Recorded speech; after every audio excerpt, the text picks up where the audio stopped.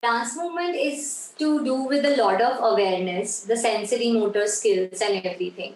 So it helps the kids to sort of have their own balance, to have an emotional control. Because with kids, sometimes when they are very angry or upset or sad, especially during the cancer treatment, I'm sure everybody has their mood swings. Some days they are feeling okay, some days they are very low, their energy is low. I remember a lot of times the kids, when they would come back from the hospital, they would just not attend the session, but they would just sit and observe from a distance. And the reason being that they want to, but they can't. The body is not allowing them to perform. So DMT allows to actually just move very slowly, move where you are, sit where you are, just shake where you are, just like move little, right? So it needn't be always a lot of lot of energy, but it can come with subtle movements, just like an eye movement, just like imagining something on the face and just moving.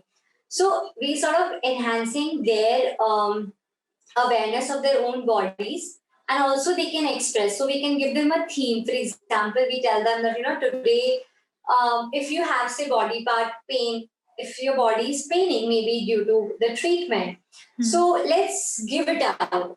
Okay, let's give out the pain. So we just tell them that imagine this is the pain, and imagine that there is like a force which is coming and just taking it away. And we do this through movement. So it's actually flowing.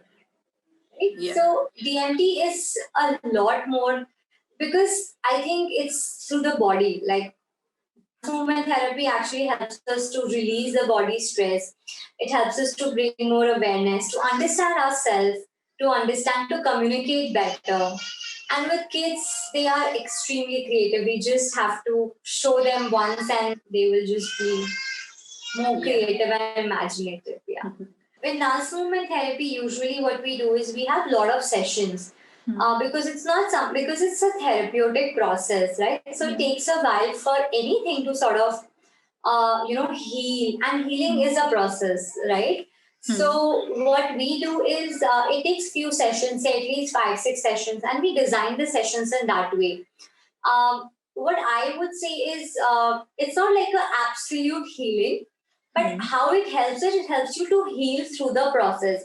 So say someone who's going through maybe a cancer treatment, and when we were doing sessions with them, we took a while, and then later on, any which way, see the time that they're going to take is obvious, right? Like say whatever, 5 months, 6 months, 1 year, 2 year, but it sort of supports your journey of just being there. And I cannot guarantee that the pain is gone, but what I can guarantee is that it definitely helps.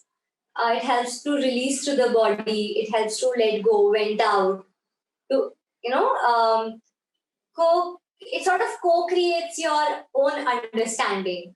So when I have worked, it has helped in these ways to the kids that I was working with. Okay. And what about those kids who are very weak and cannot do these movements? Like, is there any movement they can do while sitting? Yeah. So we can just, like just sit and maybe focus on the breath. Now it also depends what age these kids are. For example, if these kids are, say, as I was mentioning about the playful, so maybe we can just tell them that if your body is healing, we can just let the body heal. But we can engage them in other ways. Like maybe we can ask if they can move their hands, if only. So we can ask them, imagine there is something in your hand and you're chewing and chewing and you're getting a lot of energy while you're doing this, right? So gradually we are putting this inside. So then the kid starts understanding, okay.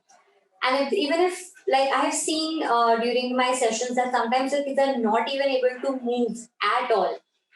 We just sit with them, and maybe if they're sleeping and we are talking to them. So sometimes the movement are like, you can just like a finger move, very slow, like very slow finger moving.